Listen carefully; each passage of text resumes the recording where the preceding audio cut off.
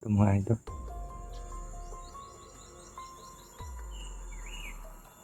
Yun o. Kita niyo po yun o. Yun mga idol o. May nagbabantay po. Di po masyadong kita sa camera ko eh. Pero sa likod po niyan. Yan sa likod po niyan. Yan o. Yan gumagalaw o. Yan. Babantay po yan.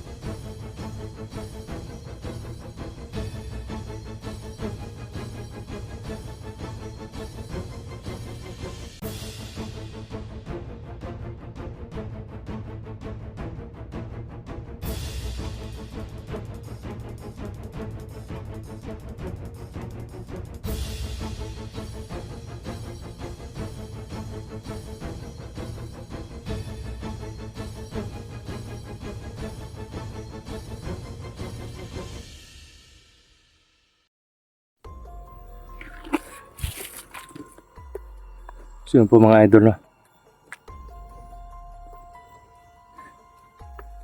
Andito po tayo sa sa location ng isang bundok na hindi ko po kabisado or hindi ko alam kung saan yung exact location ng bundok na to no. Maaga po akong umalis kanina. At yun. Bala ko na dito na lang mag-on cam pagdating ko dito sa sa bundok. At bumiyahe po ako ng mahigit 2 oras kanina. So, yun.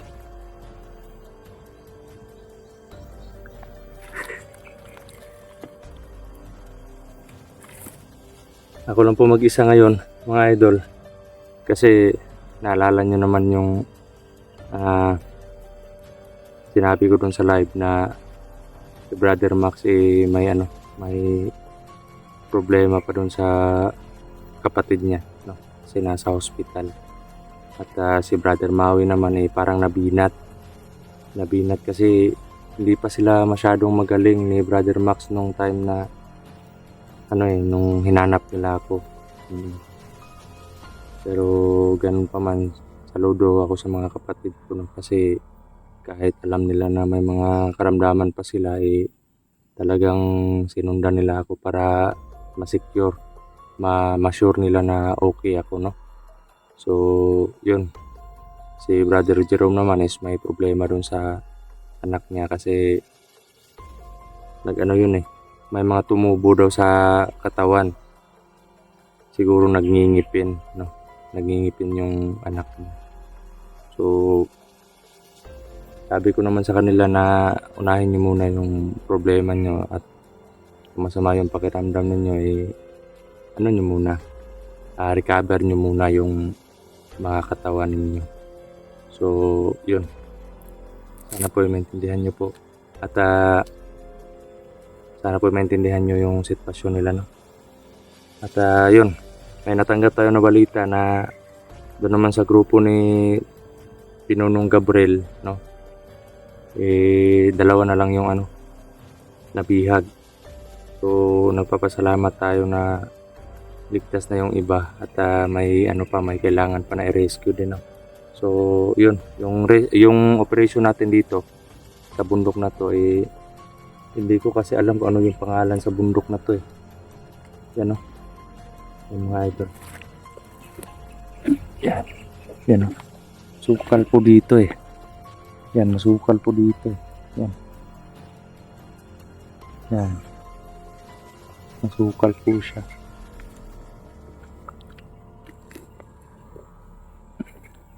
At yung mission po natin is kung sino man yung kahit sino po yung makita natin ng mga kapatid natin hunters na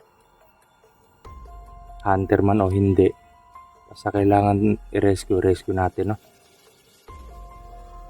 At kung may makita tayong kalaban, wala nang pero tapusin agad, no? Para bago pa lumaganap yung kasamaan, no? Kasi parang nababasa ko yung plano ng mga kalaban.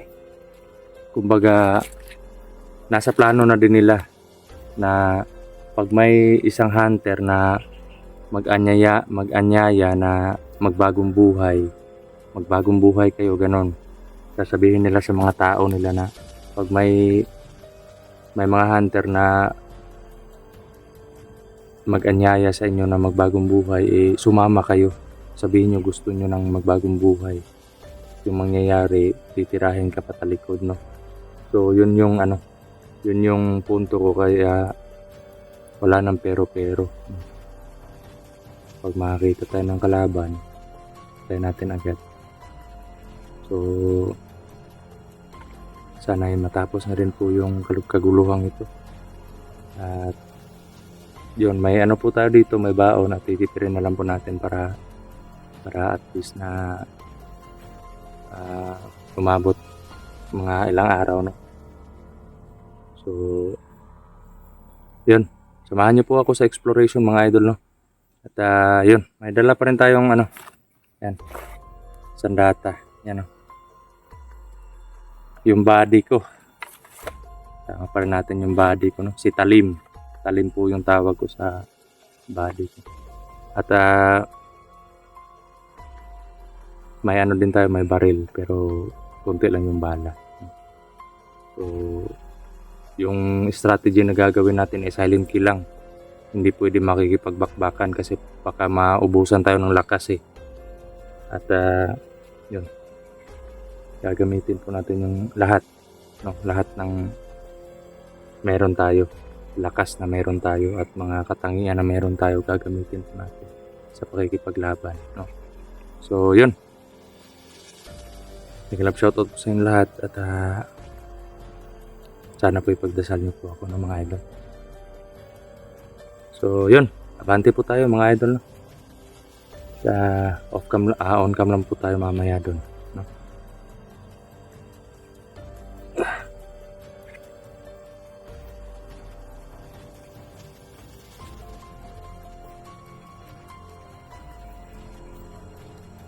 So yun, mga idol,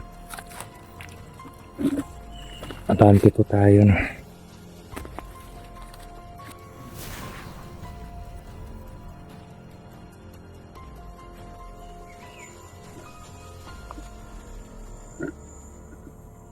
So yun po, mga idol, no? Grabe po yung presensya ng bundok nito, no?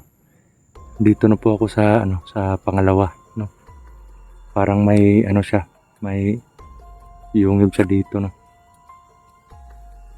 Grabe yung lamok dito, mga idol.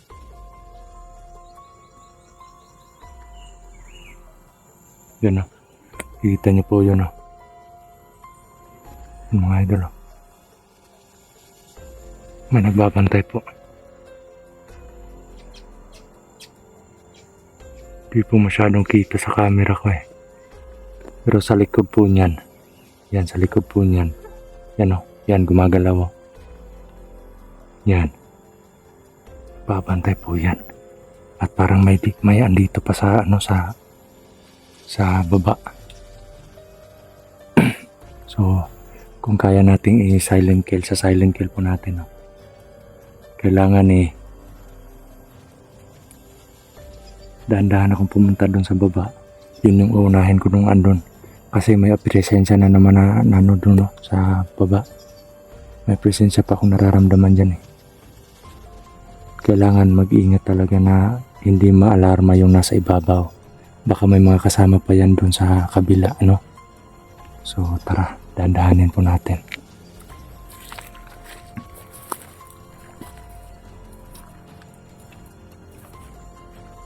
Grabe po yung grabe po yung nagbabantay sa lugar na to, no. Sobrang itim po ng aura dito, mga idol. At kailangan talaga magdandahan at sobrang putik po dito yan, no. Sobrang putik.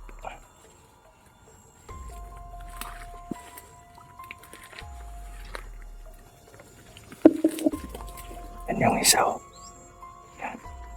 Yan yung isa. So, papatayin natin yan. Grabe. Grabe yung lugar na to, mga idol, no.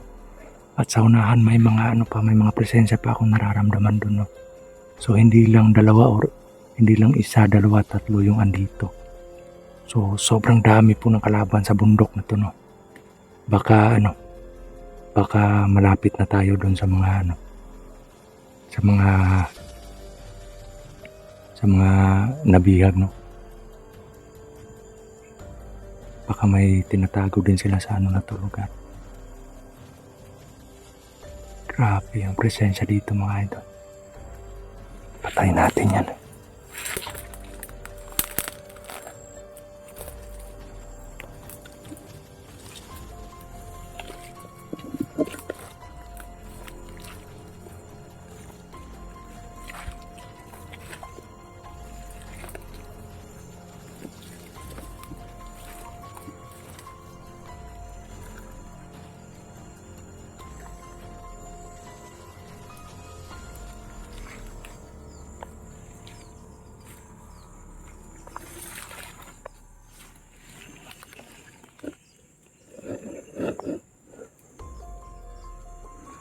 Parang tinitingnan niya lang yung kasama niya doon sa ibabaw.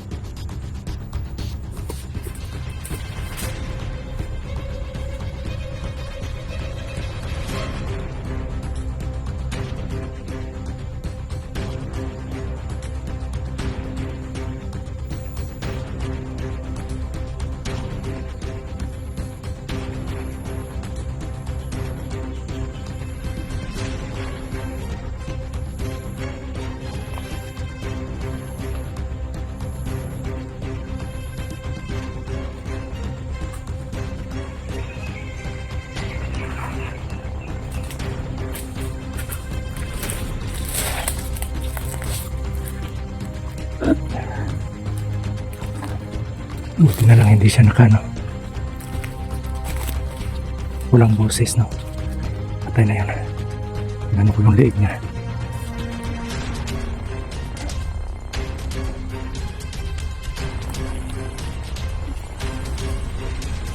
Yan pa yung isa, mga idol. Yan pa yung isa doon. Patayin din natin yan.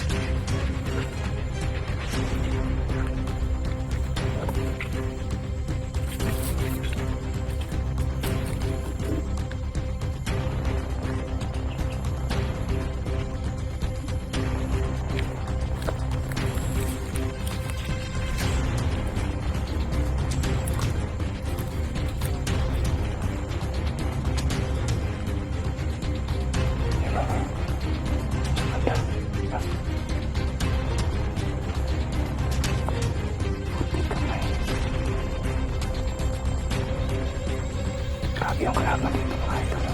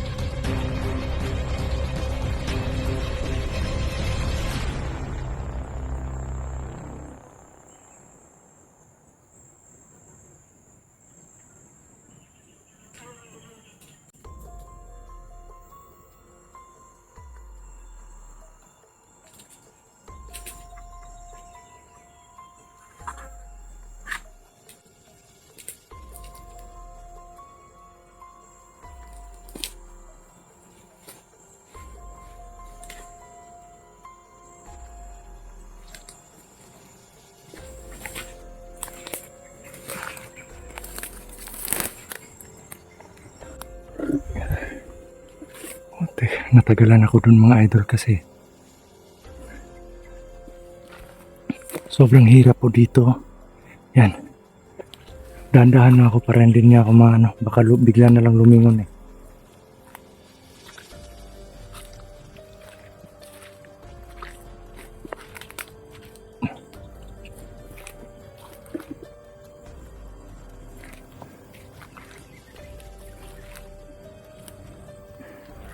Abante po tayo, no?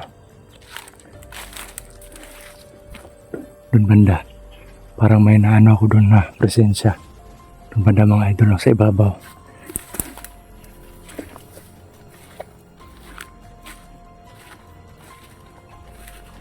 Hindi ko na alam kung saan yung location ng area na to mga idol, no? Pero mission ko dito eh makaligtas ng buhay. Baka sakaling makaligtas ng buhay at baka makita natin yung mga ibang commander dito at masagupan natin. Diretso na. Wala nang pero laban agad, no mga idol. Grabe. Hingal ako dun Yan o. Yan. Ito po yung dinaanan natin ngayon. Yan o. Dito. Parang dito eh. Yan o. May mga puno. Anong klaseng puno to? Para siyang mga rubber. Rubber ba to? Yan o. Hindi ko na alam kung saan tong location na to mga idol, no? Pero importante nabawas-bawasan na yung mga kalaban natin, no?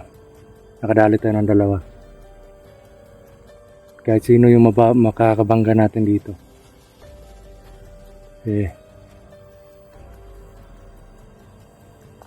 hindi tayo aatras, no mga idol.